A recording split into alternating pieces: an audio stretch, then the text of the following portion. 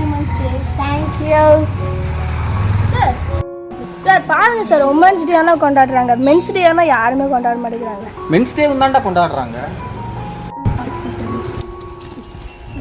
என்ன சார் எதுவுமே வெளியே தெரியவே மாட்டேங்குது. உமன்ஸ் டே கொண்டாடுறாங்க அப்படின்னா அதுக்கு மிகப்பெரிய ஒரு காரணமும் இருக்குது. அந்த காலத்துலலாம் வேலைக்கு போனாங்க இல்லையா, இப்போ ஒரு 8 மணி நேரம் வேலை செய்கிறாங்க. இப்போ ஒரு ஆண்கள்லாம் வேலை செய்கிறாங்க அப்படின்னா ஒரு 10 ரூபா சம்பளம் கொடுக்குறாங்கன்னு வச்சுக்கலாம் மாதத்துக்கு.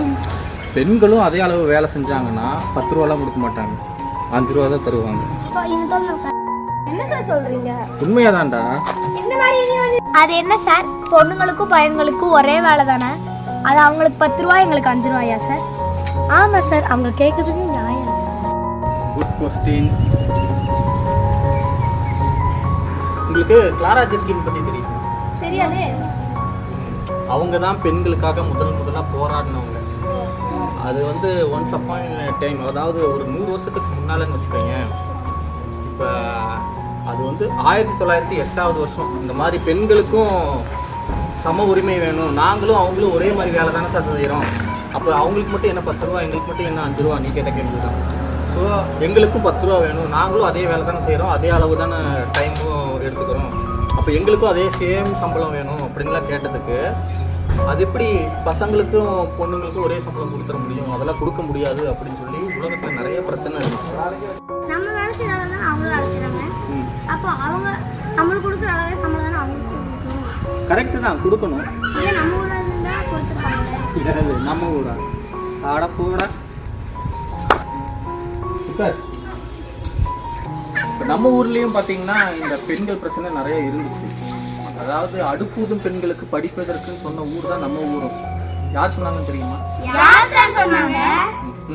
ஸ்கூல்ல எல்லாம் இப்படிலாம் கேட்காதீங்கடா, அது ஒரு பழமொழி. அதாவது பெண்களுக்கு வந்து கல்வியே கொடுக்கக்கூடாது அப்படின்னு இருந்த ஒரு காலம், அதை வந்து அப்படி சொன்னாங்க, அடுப்பூதும் பெண்களுக்கு படிப்பதற்குன்னு. அது பின்னால் வந்து பார்த்தீங்கன்னா பாரதிதாசன்லாம் வந்து பெண்கள் விடுதலை, பெண் கல்வி பற்றிலாம் பேசி முன்னுரிமை கொடுத்து நிறைய பண்ணிட்டாங்க. இப்போ அதுக்கு வேண்டாம். இப்போ நம்ம எதை பற்றி பேசிட்டு இருந்தோம்? மார்ச் 8, கரெக்டா? இப்போ நான் ஒரு கேள்வி கேட்குறேன். மார்ச் 8 உமன்ஸ் டே, சரியா? இந்த மார்ச் 8 உமன்ஸ் டேங்கிறது எப்போ இருந்து கொண்டாடிட்டு இருக்காங்க சார்? 1975 தானே சார்? ஐநா சபை அங்கீகரிச்சது அந்த வருஷம் தானே சார்? இது எப்படி உங்களுக்குலாம் தெரியுமா? ஓ அப்படியா?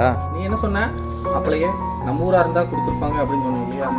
நம்ம ஊர்ல என்ன பண்ணுவாங்க தெரியுமா? நான் சொல்றது இப்ப இல்ல, ஒரு 100 வருஷத்துக்கு முன்னால ஒரு பெண் குழந்தை பிறந்தாலே நிஜமாலே கள்ளிப்பால் ஊத்தி அந்த பெண் குழந்தைய வந்து கொன்றுவாங்க. அந்த மாதிரியான சமூகம் தான் நம்ம சமூகமும் இருந்துச்சு.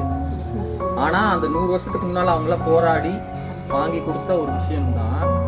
நந்தினி, மேகா இப்போ எல்லாம் யூனிஃபார்ம் போட்டு கெத்தா நிம்மதியாக ஸ்கூலுக்கு போயிட்டு இருக்கீங்க. ஓகே, இப்போல்லாம் நீங்கள் சின்ன பசங்க, இன்னும் என் வயசுலாம் வரும்போது நிறைய பிரச்சனையை ஃபேஸ் பண்ணுவீங்க இந்த சமூகத்தில்.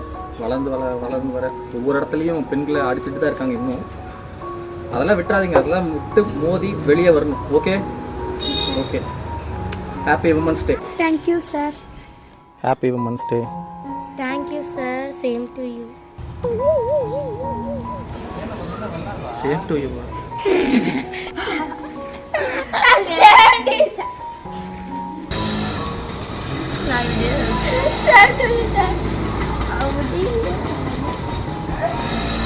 Hey!